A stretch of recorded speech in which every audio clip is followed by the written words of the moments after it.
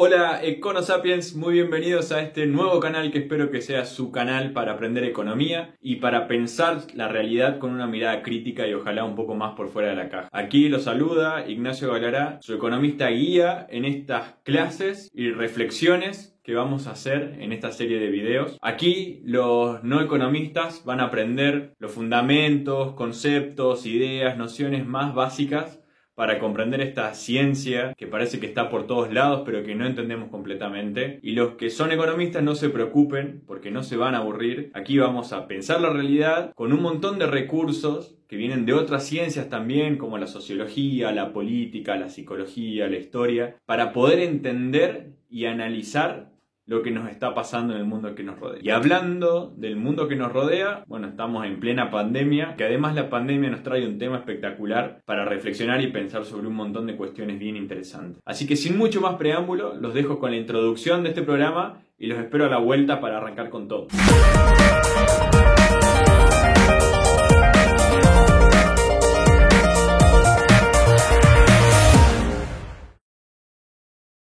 Ahora sí, vamos con todo y con este primer capítulo de esta saga en cuarentena. Y empezamos de una manera muy tremenda. En la Divina Comedia, el Dante nos decía que el lugar más oscuro del infierno estaba reservado para aquellas personas que mantienen su neutralidad en épocas de crisis moral. Tremendo. Bueno, sí, la verdad que empezar el blog así es terrible. Pero no importa, porque nosotros no nos queremos meter ni nos queremos quedar con la parte del castigo. Eso va a quedar por las reflexiones de cada uno. Pero esta frase es muy buena porque nos pone en juego qué es lo que hacemos, ¿no? Con nuestras cosas, qué es lo que hacemos en nuestra vida y con nuestras decisiones. Y efectivamente nos vamos a meter de lleno en el tema de crisis morales. ¿A qué nos referimos cuando hablamos de una crisis moral? Podríamos traducirlo como una instancia en la vida de las personas o de la humanidad. Tiene que involucrar un colectivo, ¿no? Valen esas crisis existenciales personales, donde se presenta un dilema en el que está en juego que nuestras acciones o falta de acciones van a repercutir sobre la vida de los demás, particularmente sobre el bienestar de las otras personas. Bueno, esto suena muy familiar, porque claramente es lo que estamos viviendo hoy en plena pandemia, donde lo que hagamos con nuestra salud o el cuidado de nuestra salud va a repercutir inevitablemente en el resto, y no solamente en nuestros vecinos, sino también en todo el mundo. Si no, pregúntenle al chino o china que comió el murciélago. Pero yo no soy epidemiólogo ni médico, yo soy economista. Entonces, vamos de lleno a la paradoja liberal. Este primer capítulo de Econosapiens ya me está encantando, porque nos hace empezar donde hay que empezar, por el comienzo. Vamos a remontarnos al año 1776, cuando Adam Smith, el padre de la economía como ciencia, publicaba su obra cumbre, La riqueza de las naciones. Una obra que establecía los lineamientos y las bases para el entendimiento de esta ciencia, que era muy incipiente, pero que ya regía el orden mundial. Esta obra rompe el paradigma del análisis económico de lo que se conocía como obras preclásicas o análisis preclásico, como la idea de acumular riqueza o capital, que era propia del mercantilismo, o la idea de la productividad de la tierra que venía del oficiócrata. Aquí nos vamos a centrar en el trabajo como medida del valor de las cosas, que es lo que se llama teoría del valor trabajo, y es lo que va a regir el paradigma clásico de la economía. En un resumen bien breve de esta obra, vamos a decir que el trabajo no es el único factor, ¿sí? Los tres factores interaccionan entre ellos, pero el resto de los factores tienen otros roles, ¿sí? La tierra nos va a decir más o menos cuál es la capacidad productiva, los límites de producción que tienen los países. Y el capital es un recurso que se posiciona ahora como un recurso bien estratégico, que nos va a determinar o ayudar a definir qué es lo que se va a producir, cómo y dónde vamos a colocar esos productos. Pero la riqueza de las naciones, que es lo que nosotros hoy conocemos como Producto Bruto Interno, y que es cuánto se produjo en una economía dentro de un año calendario, va a estar determinado casi completamente por el valor del trabajo. De este libro hoy nos va a interesar su principio rector, que es lo que termina definiendo los principios del liberalismo, que es a fin de cuentas lo que determina el comportamiento de las personas y también las instituciones y estructuras que se han erigido para defender estos mecanismos, ¿no? Y este concepto es lo que nosotros conocemos como mano invisible. Este es un principio ordenador de la conducta humana y en resumidas cuentas lo que nos dice es que si cada una de las personas persigue lo que es mejor para uno mismo, si maximiza su beneficio, va a terminar generando el máximo bienestar social. Algo así como que la suma de los bienestares o las utilidades individuales sería igual a la utilidad o el bienestar global. Y esto es independiente de si la persona sabe o no que está aportando a este interés general, aunque lo haga de manera egoísta.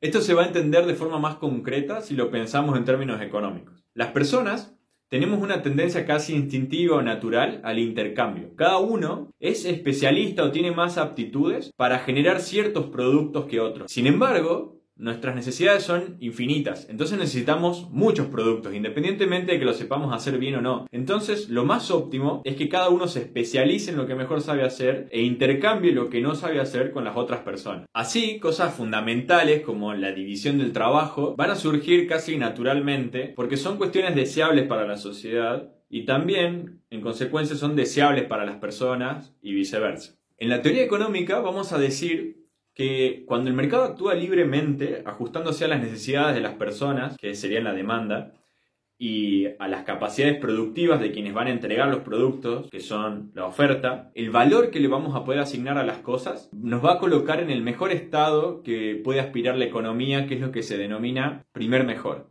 Pero Smith, antes que economista, es un filósofo, entonces esta idea de mano invisible es algo que atraviesa a todas las esferas de la vida de las personas, no solo la económica. De hecho, en su teoría de los principios morales, que es del año 1759, él ya establecía una lógica en la que las personas estamos tan pendientes, o nos preocupa tanto el rechazo de los otros, o lo que piensen los otros, que las acciones que hacemos las hacemos pensando en el otro. ¿Sí? Se genera una suerte de empatía, aunque sea inconsciente. Así es que, a diferencia de las ideas liberales que manejamos hoy en día, que van como muy de la mano de lo que se denomina orden espontáneo que plantea Hayek a mediados del siglo pasado, o algo mucho más reciente como la meritocracia, el liberalismo de Adam Smith y esta mano invisible tienen un componente moral preponderante. Aunque la persona no se lo proponga, estos comportamientos tienen que regirse necesariamente por los usos y costumbres que están aceptados por la sociedad y que son mejor para todos. De esta manera, la mano invisible y el liberalismo funcionan a la Smith. En cualquier otro caso sería puro egoísmo y si el resultado es bueno para la sociedad sería más bien mera coincidencia. Pero entonces ustedes me preguntarán, bueno Ignacio, pero ¿dónde está la paradoja? Hasta ahora el liberalismo nos está vendiendo una idea súper buena. Sí, pero lo que pasa, como en la mayoría de las ciencias sociales y sobre todo aquellas que tienden a ser como más formales, como le pasa a la economía, las ideas filosóficas que son más deseables o nobles se terminan tergiversando para poder adaptarlas a los modelos que nosotros generamos para explicar el comportamiento de las personas. El gran problema de la economía y de la formalización de la economía que empezó en el siglo pasado y que aún hoy persiste es que nosotros terminamos creando individuos que se adaptan a nuestros modelos más que modelos que explican a los individuos. Y eso nos hace pensar en qué fue primero, si el modelo o la economía, ¿no? Y así nos termina pasando que lo que hoy entendemos por liberalismo tenga muy poco de las ideas liberales de Adam Smith y sea más bien una especie de sálvese quien pueda, como una teoría de la supervivencia del más apto a la Darwin, donde efectivamente el que sobrevive es aquel que se adapta mejor al modelo. Y cuando hablo de adaptación, no me refiero necesariamente a las personas que están mejor capacitadas o que son más inteligentes, sino a las personas que tienen mayores accesos, los verdaderos ricos para el modelo. El resto de las personas está condenada a subsistir y a responder a lo que el modelo le está pidiendo, que es básicamente que cada uno haga lo que mejor sabe hacer, porque así vamos a estar bien todos y punto. Así,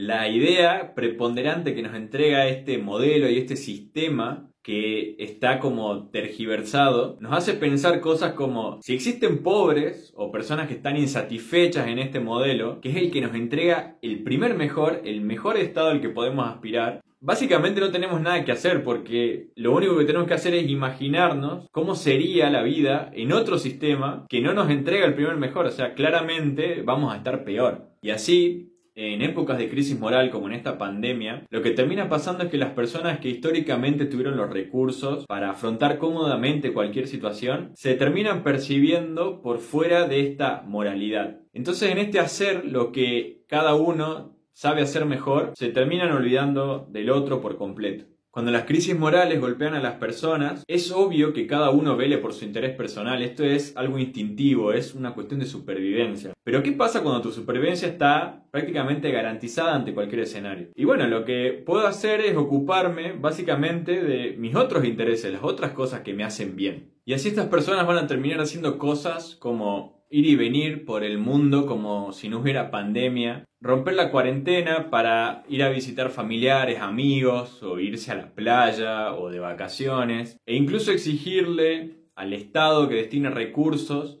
para protegerlo, cuidarlo, repatriarlo o hasta vigilarlo porque no sabe comportarse bajo los términos que se han establecido para cuidarnos a todos. Y lo curioso de esta gente, esta es otra paradoja, suelen ser personas que suelen criticar mucho al Estado, ¿no? Esta presencia constante, esa idea de policía que te persigue con un tamaño enorme, pero en los momentos de crisis es cuando lo necesitas verdaderamente. Obviamente este primer post no es una crítica al liberalismo, ni al neoliberalismo o el capitalismo, ni mucho menos una defensa del Estado. Todas estas cosas las vamos a discutir con profundidad, como se lo merecen, en distintos capítulos, así que denle like y activen la campanita para estar atentos a todo el contenido que se va subiendo. Tampoco creo que estos quiebres morales en épocas de crisis moral sean atribuibles a algunos segmentos únicamente. No hay que caer en esos reduccionismos simplistas, como decir cosas como que los ricos se joden en todos o que a nadie le importa el otro. Probablemente tengan algo de cierto, pero no hace falta hacer generalizaciones sobre estas cosas. Mi idea es reflexionar sobre nuestros roles. En primer lugar, como ciudadanos, como seres humanos, porque eso es lo que somos o no. Pero también pensar como profesionales y en el rol activo que hemos tenido los economistas en promover este egoísmo,